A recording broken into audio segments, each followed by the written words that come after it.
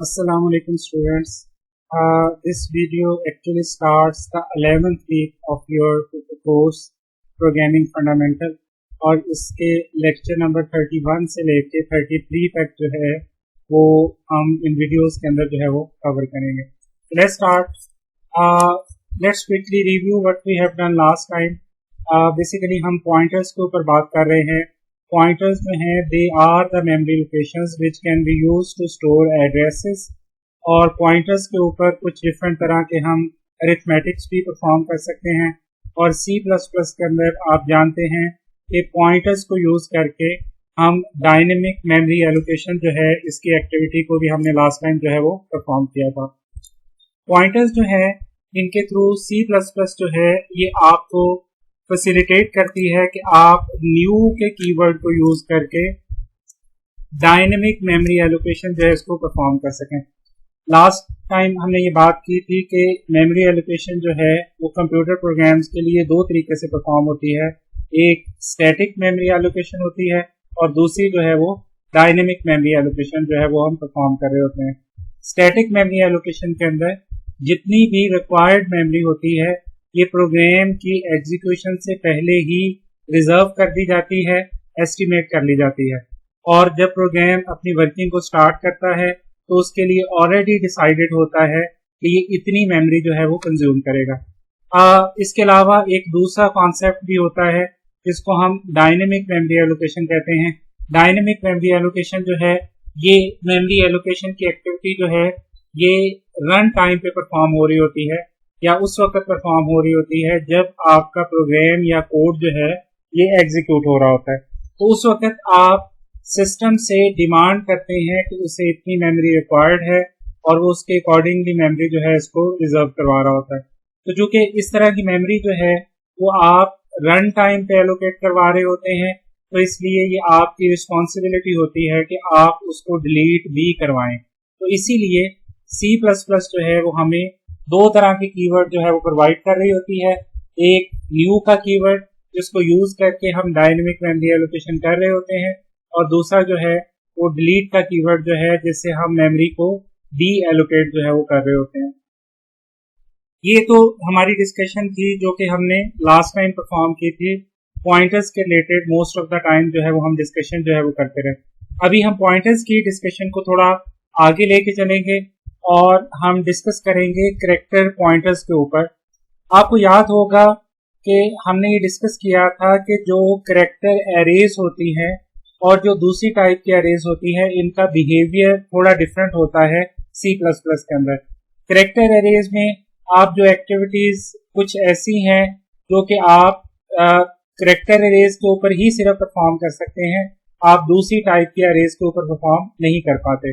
For example आप सी इन की activity और सी आउट की एक्टिविटी जो है वो डायरेक्टली आप करैक्टर एरेज के ऊपर जो है वो परफॉर्म कर सकते हैं, जबकि बाकी एरेज के ऊपर आपको इन एक्टिविटीज को परफॉर्म करने के लिए लूप जो है इसको यूज करना पड़ता है. लूप के थ्रू जो है वो आप एक्टिविटीज जो है इनको परफॉर्म कर रहे होते हैं. तो जिस तरीके से करैक्टर एरेज जो हैं इनका बिहेवियर जरा डिफरेंट होता है दूसरी एरेज से कंपैरिजन में, इसी तरीके से जो करैक्टर पॉइंटर्स होते हैं इनका बिहेवियर भी जरा डिफरेंट होता है in comparison to the other type of the pointers. For example अगर आप करैक्टर पॉइंटर यूज कर रहे हैं तो आप ये काम डायरेक्टली कर सकते हैं कि आप एक कांस्टेंट टाइप का पॉइंटर लें और आप इस पॉइंटर में कोई टेक्स्ट जो है वो सेव कर दें. और ये एग्जैक्टली वही काम है जो कि आप एक एरे के साथ भी करैक्टर एरे के साथ भी परफॉर्म कर सकते हैं. अब ये entirely different type of the behaviour है which we are trying to perform with the character pointers. Normally दूसरे टाइप के पॉइंटर्स के साथ हम ये एक्टिविटी नहीं कर पाते. करैक्टर पॉइंटर्स के साथ आप without allocation of the memory आप डायरेक्टली उसमें कोई वैल्यू, कोई स्ट्रिंग या कोई स्टेटमेंट जो है वो सेव कर सकते हैं, जिस तरीके से आपने यहाँ पे करैक्टर पॉइंटर के अंदर एक स्टेटमेंट जो है वो सेव की हुई है. आप इसको डिस्प्ले करेंगे तो उसका रिजल्ट जो है वो आपके सामने डिस्प्ले हो जाएगा एग्जैक्टली इसी तरीके से जिस तरह से आप ए का रिजल्ट जो है वो डिस्प्ले करेंगे. तो सेम उसी मैनर में ये रिजल्ट जो है वो डिस्प्ले हो जाएगा। तो एक तरह से हम ये कह सकते हैं कि कैरेक्टर पॉइंटर के साथ आप मोर और लेस वही एक्टिविटी या बिहेवियर यूज कर सकते हैं जो कि आप कैरेक्टर एरेज जो हैं उनके साथ भी परफॉर्म कर सकते हैं। एक और कॉन्सेप्ट हमारे पास अवेलेबल होता है जिसको हम कैरेक्टर पॉइंटर एरे कहते हैं। Character pointer array can be used to store multiple records. अगर आपके पास बहुत सारे वर्ड्स हैं और आप उन वर्ड्स को सेव करना चाह रहे हैं तो आप उसके लिए कैरेक्टर पॉइंटर एरे जो है वो यूज कर सकते हैं। कैरेक्टर पॉइंटर एरे को डिक्लेयर करवाने का तरीका ये होता है कि आप कैरेक्टर लिखें, फिर स्टेरिक के सिंबल यूज करें और उसके बाद आप p जो है इसको यूज करें। तो इसका मतलब ये है कि आपके पास एक कैरेक्टर पॉइंटर एरे जो है वो डिक्लेयर हो चुकी हुई है। तो ये एक तरह से डायनेमिक टाइप की एरे है। p जो है इसमें हमारे पास ऑल्दो 3 लोकेशंस हैं, लेकिन हर लोकेशन जो है इसकी आगे b लोकेशंस जो है वो एग्जिस्ट कर रही हैं। तो हर लोकेशन के अंदर आप आगे b मल्टीपल वैल्यूज जो है वो सेव कर सकते हैं। तो एक तरह से ये 2 डायमेंशनल टाइप का बिहेवियर जो है वो बन जाता है यहाँ पे कि आप इस एरे के अंदर फर्दर आगे डेटा जो है वो सेव कर सकते हैं। तो इस तरह की जो एरे है इसको हम कैरेक्टर पॉइंटर एरे कहते हैं। ये डिक्लेयर करवा के आप इस तरीके से इनिशियलाइज कर सकते हैं कि फर्स्ट लोकेशन में हमने वकार सेव कर दिया, तो आप ये देखेंगे कि WAQ ये जो है ये फर्स्ट में सेव हो जाएगा और इसी तरीके से अली जो है ALI अली जो है ये उससे अगली लोकेशन में सेव हो जाएगा और इसी तरीके से नेक्स्ट जो वैल्यू है ये थर्ड लोकेशन जो है इसके अंदर सेव हो जाएगी। तो इस तरह का जो स्ट्रक्चर है इसको हम कैरेक्टर पॉइंटर एरे के तौर पे जो है वो रेफर करते हैं। इसका मकसद और मतलब आपको यहाँ पे समझ आ रहा है कि अगर हम कुछ सेंटेंसेस सेव करना चाह रहे हैं तो हम इस तरीके से जो है वो सेव कर सकते हैं। इनको आप एक ही स्टेप में डिक्लेयर और इनिशियलाइज भी कर सकते हैं कैरेक्टर पॉइंटर एरे को, जैसे आप देख रहे हैं कि एक ही स्टेप के अंदर हमने उसको डिक्लेयर भी किया है और उसके साथ वैल्यूज जो है इनको भी असाइन कर दिया है। एक छोटी सी एग्जांपल है जो हम इसके बिहेवियर को फर्दर एलेबोरेट कर रही है। इस एग्जांपल में जरा देखिएगा कि हमने एक कैरेक्टर पॉइंटर एरे डिक्लेयर करवाई है, उसमें ये डेज सेव कर दिए हैं Monday, Tuesday, Wednesday and Thursday और फिर इनको डिस्प्ले करवाने के लिए हमने P0 को डिस्प्ले किया है, P1 को डिस्प्ले कर दिया है और P2 को डिस्प्ले कर दिया है और इसी तरीके से हमने P3 जो है इसको डिस्प्ले कर दिया। तो इस तरह से आप मल्टीपल वैल्यूज जो है जो कि आपके पास स्ट्रिंग की फॉर्म में है, आप उन वैल्यूज को कैरेक्टर पॉइंटर एरेज जो है इनके अंदर सेव कर सकते हैं। थोड़ा सा हम आगे मूव कर रहे हैं और डिस्कस करने जा रहे हैं ये डिफरेंट तरह के हमारे पास स्ट्रिंग मैनिपुलेशन फंक्शंस अवेलेबल होते हैं। बिल्ट इन फंक्शन ये अवेलेबल होते हैं। इन फंक्शंस जो हैं इनको हम यूज कर सकते हैं अपने प्रोग्राम्स के अंदर to perform different type of activities और ये फंक्शन जो हैं इनको आप डिफरेंट तरीकों से जो है वो यूज कर सकते हैं। फॉर एग्जाम्पल आपके पास एक स्ट्रिंग कॉपी का फंक्शन अवेलेबल होता है, strcpy नाम का ये फंक्शन अवेलेबल होता है आपके पास और इसको आप पास कर सकते हैं या तो कैरेक्टर पॉइंटर या कैरेक्टर एरे और सेकंड आर्गुमेंट में भी आप कैरेक्टर पॉइंटर या कैरेक्टर एरे जो है इसको पास कर सकते हैं। और ये फंक्शन बेसिकली करेगा ये कि ये सेकंड आर्गुमेंट की जो एरे है इसके डेटे को फर्स्ट आर्गुमेंट वाली एरे में ट्रांसफर कर देगा। तो S2 नाम की जो कैरेक्टर एरे है इसके अंदर जो भी स्ट्रिंग स्टोर की हुई है आपने उस सारी स्ट्रिंग को ये S1 जो है इसमें कॉपी कर देगा, इसमें ट्रांसफर कर देगा। Okay, copies the string 2 into character array S1, the value of S1 is return. अगर आप वो कहीं पे सेव करना चाह रहे हैं तो थर्ड एरे में आप उसको सेव भी कर सकते हैं, अदरवाइज आप सिंपली फंक्शन को कॉल करेंगे तो ये डेटा जो है ये ट्रांसफर हो जाएगा। इसी की एक वेरिएशन होती है जिसको हम स्ट्रिंग n कॉपी कहते हैं। सम टाइम आप पूरी स्ट्रिंग कॉपी नहीं करना चाह रहे होते बल्कि उसके कुछ कैरेक्टर कॉपी करना चाह रहे होते हैं, तो आप इसको 2 स्ट्रिंग्स पास कर सकते हैं और थर्ड में आप एक नंबर पास कर सकते हैं, फॉर एग्जांपल 4। तो इसका मतलब ये हुआ कि स्ट्रिंग S2 के फर्स्ट 4 कैरेक्टर्स जो हैं they will be transferred in the string S1। इसमें इनको सिंपली जो है वो ट्रांसफर कर दिया जाएगा। आपके पास स्ट्रिंग कॉन्केटिनेशन का फंक्शन भी अवेलेबल होता है।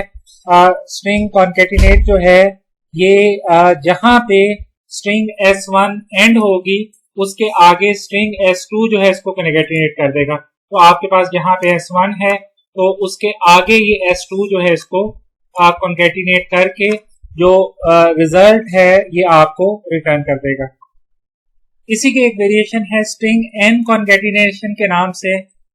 ये सारी एरे को दूसरी के आगे कॉन्केटिनेट नहीं करती, बल्कि जितने कैरेक्टर्स आपने नंबर के तौर पे थर्ड आर्गुमेंट में दिए हुए हैं उतने ही कैरेक्टर्स जो हैं इसको ये स्ट्रिंग के अंदर S1 जो है इसके एंड के ऊपर जो है वो कॉन्केटिनेट कर रही होती है। फॉर एग्जाम्पल अगर आप यहाँ पे 5 पास करते हैं तो इसका मतलब ये है कि S2 के फर्स्ट 5 कैरेक्टर्स जो हैं they will be concatenated at the end of the string S1। कुछ और फंक्शंस हैं, जरा इनको देख लें। there is a very important function जिसको string CMP फंक्शन कहा जाता है, string comparison फंक्शन। ये आपको दो एरेज जो हैं, कैरेक्टर एरेज जो हैं, इनको कंपेयर करके बताता है कि क्या ये सेम है या सेम नहीं है। string CMP जो है is a very important function। इसको अगर आप दो कैरेक्टर एरेज पास करेंगे तो ये आपको ये बता देगा कि क्या ये सेम है या नहीं है। तो S1 एंड S2 को ये चेक करेगा और compare S1 with S2 the function return A value 0 less than 0 और ग्रेटर देन 0। अगर ये आपको 0 रिटर्न करे तो इट मीन्स कि ये दोनों सेम है, और अगर ये आपको 0 के अलावा कोई वैल्यू रिटर्न करे तो इसका मतलब ये है कि दोनों सेम नहीं है। इसी की वेरिएशन है जिसको हम strncmp कहते हैं। ये पूरी स्ट्रिंग को कंपेयर नहीं करता S1 को S2 के साथ, बल्कि उतने ही कैरेक्टर्स को कंपेयर करता है जितने कैरेक्टर्स को आपने थर्ड आर्गुमेंट के तौर पे प्रोवाइड किया हुआ है। आपके पास स्ट्रिंग लेंथ का फंक्शन भी अवेलेबल होता है। आपने स्ट्रिंग लेंथ की एक्टिविटी ऑलरेडी कोड के अंदर परफॉर्म की हुई है, जहां पे आप स्ट्रिंग के अंदर नंबर ऑफ कैरेक्टर्स जो है इनको काउंट कर सकते हैं। तो यहाँ पे आपके पास एक बिल्ट इन फंक्शन भी अवेलेबल होता है जो ये सेम एक्टिविटी परफॉर्म कर रहा होता है। तो इसको अगर आप कोई एरे पास करें या कैरेक्टर स्ट्रिंग पास करेंगे तो ये आपको उसकी लेंथ जो है वो रिटर्न कर देगा। ये बता देगा कि इस एरे के अंदर जो है वो टोटल नंबर ऑफ कैरेक्टर्स जो है वो कितने हैं। ओके जी, इस सारे जो फंक्शंस आपने यहाँ पे देखे हैं, इन फंक्शंस को हम थोड़ा मजीद एक्सप्लेन करने के लिए ये एक एग्जांपल आपको यहाँ पे नजर आ रही है, और इस एग्जांपल जो है इसमें जरा गौर करिएगा। सबसे पहले तो इन फंक्शंस को यूज करने के लिए आपको ये स्ट्रिंग की लाइब्रेरी जो है इसको इंक्लूड करना पड़ेगा। इसका लेटेस्ट वर्जन जो है वो आई थिंक सी स्ट्रिंग है। सी स्ट्रिंग जो है इसको आप अपने प्रोग्राम के अंदर इंक्लूड कर सकते हैं, और ये सी स्ट्रिंग जो है इसके अंदर जितने भी फंक्शन आपने प्रीवियस 2 स्लाइड्स के अंदर देखे हैं, कैरेक्टर एरेज को मैनिपुलेट करने वाले, कैरेक्टर पॉइंटर्स को मैनिपुलेट करने वाले फंक्शन जो हैं, इनको आप यहाँ पे जो है वो आफ्टर इंक्लूडिंग दिस लाइब्रेरी जो है वो आप यूज कर सकते हैं अपने प्रोग्राम के अंदर।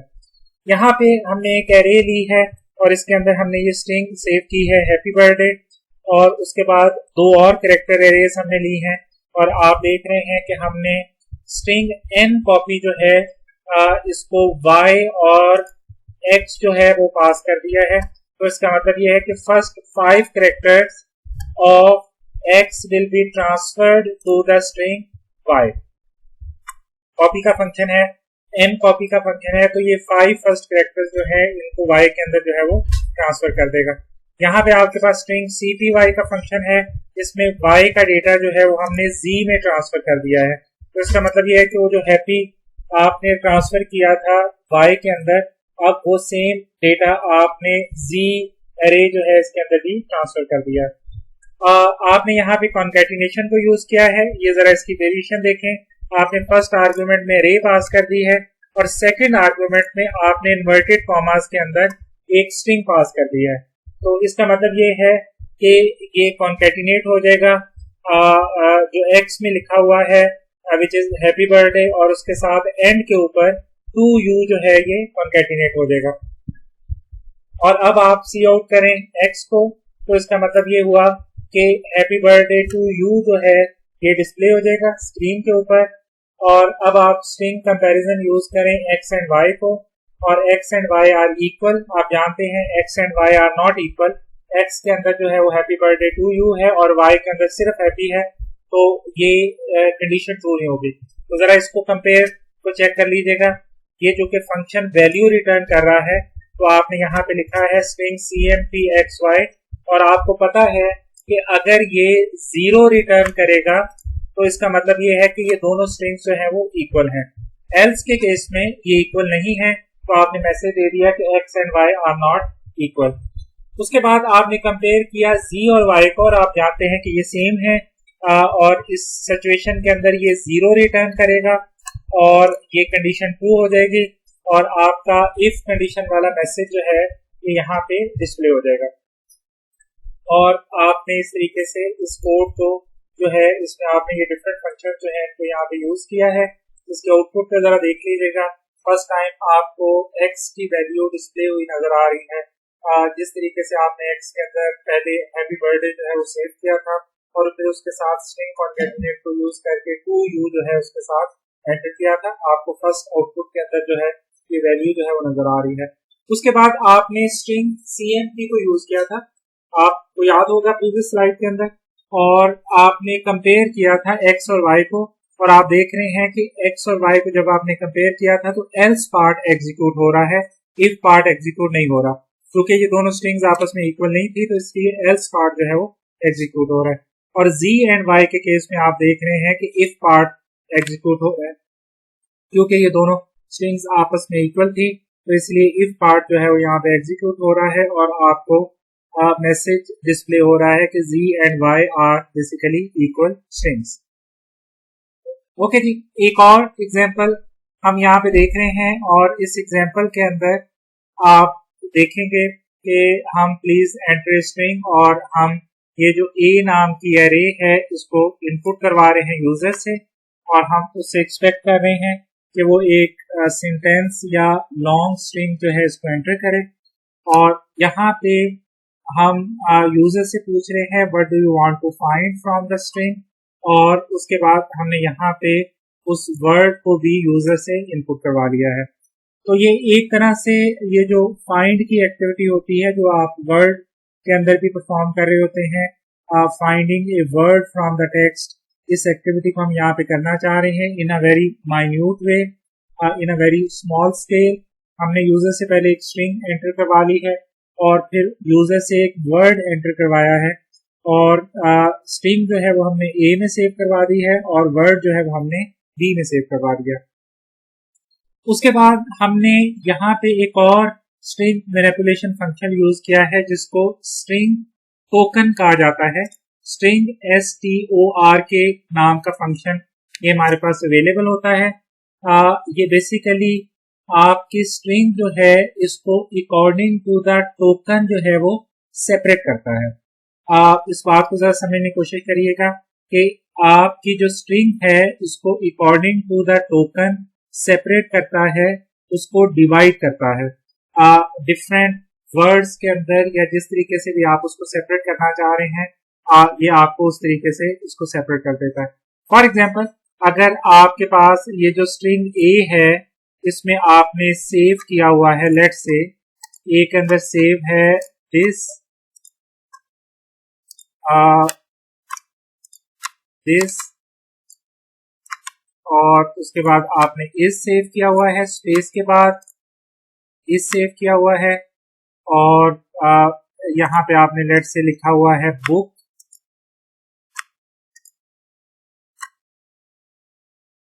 ओके जी, तो ये आपकी एक स्टेटमेंट जो है वो सेव्ड है, और आपने ये स्ट्रिंग टोकन का फंक्शन पास किया है और उसको टोकन दिया है स्पेस।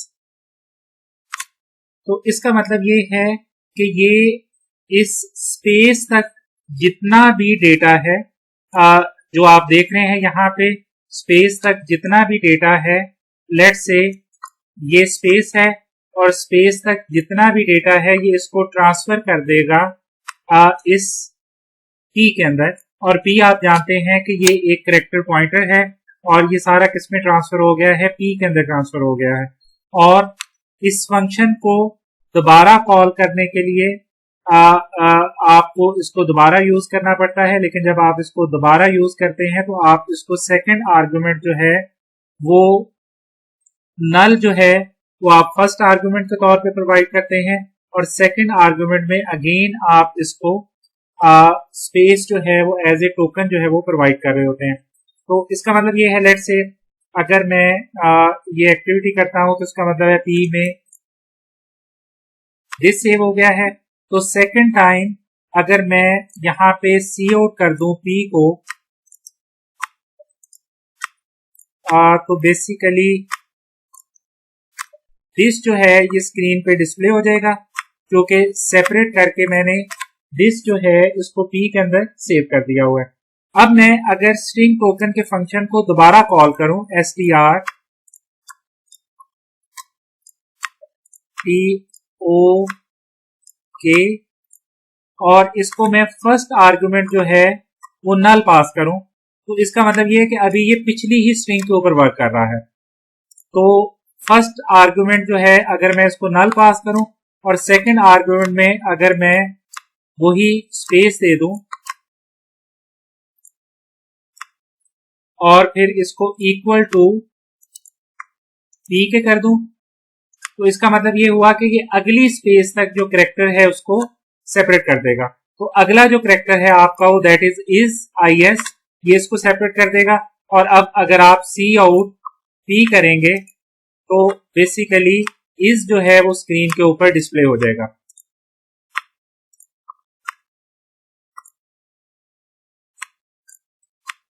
ओके, और अगर इसी स्टेटमेंट को मैं दोबारा रिपीट कर दूं, तो दोबारा मैं इसको सी आउट पी करूं, तो इसका मतलब है जो आखिरी वर्ड है बुक ये भी डिस्प्ले हो जाएगा। तो स्ट्रिंग टोकन आप देख रहे हैं कि यहाँ पे क्या कर रहा है, ये बेसिकली आपकी जो स्ट्रिंग है जो सेंटेंस है इसके हर वर्ड को सेपरेट कर रहा है according to the token which you have provided. और यहाँ पे हमने टोकन प्रोवाइड किया हुआ है स्पेस, और ये उस वक्त तक सेपरेट करता रहेगा जब तक नल नहीं आ जाता। तो हमने यहाँ पे इस सारे काम को एक लूप से कर दिया है कि जब तक नल नहीं आ जाता ये लूप चलता रहे। और हम क्या कर रहे हैं, यहाँ पे बी और पी को कंपेयर कर रहे हैं, और अगर ये दोनों इक्वल हो जाते हैं तो स्ट्रिंग इज फाउंड। ओके, और हम अगला वर्ड जो है इसको सेपरेट करके इसको कंपेयर कर रहे हैं। तो बेसिकली इस लूप के अंदर हम हर वर्ड को लैदा कर रहे हैं और स्ट्रिंग CMP के साथ उसको कंपेयर कर रहे हैं। इस कोड की आउटपुट जो है जरा उस पर भी गौर कर लें। लेट्स से आपके कोड की आउटपुट ये है, this is a test string जो कि आपने यहाँ पे आउटपुट की हुई है, और इस सारी को आप जानते हैं कि हमने सेव कर दिया हुआ है A नाम की अरे के अंदर। ओके, और उसके बाद यूजर ने वर्ड एंटर किया है एंटर्ड, और इसको हमने सेव कर दिया B के अंदर। हम जानते हैं एंटर्ड इस अरे के अंदर अवेलेबल है यहाँ पे, और आपका मैसेज भी यही आ रहा है the string entered is found. तो ये एक सिंपल सी डेमोन्स्ट्रेशन थी कि किस तरीके से आप एक बड़े टेक्स्ट में से अगर किसी एक वर्ड को सर्च करना चाह रहे हैं तो आप किस तरीके से परफॉर्म करते हैं। इस सारे कोड की आइडिया को जरा दोबारा से देख लें कि इसमें हमने क्या किया है। हमने पूरी एक टेक्स्ट यूजर से कुछ लाइंस जो हैं इनको इनपुट करवाया, और फिर उस टेक्स्ट के हर वर्ड को स्ट्रिंग टोकन के साथ सेपरेट किया, और फिर उसको कंपेयर किया हमने स्ट्रिंग CMP के फंक्शन को यूज करके। और अगर ये कंपैरिजन ट्रू हो जाता है तो इसका मतलब ये है कि वो वर्ड जो है वो टेक्स्ट के अंदर अवेलेबल है, और आप उसके लिए मैसेज दे सकते हैं कि this word is actually available inside the text. Okay जी, this is all we have. In the next video we will talk about the double pointers. अभी तक जो कॉन्सेप्ट हमने देखा था वो सिंगल पॉइंटर्स थे, और अभी नेक्स्ट वीडियो के अंदर हम डबल पॉइंटर्स जो हैं इसके कॉन्सेप्ट जो है उसको एक्सप्लोर करेंगे। Thank you very much. Allah Hafiz.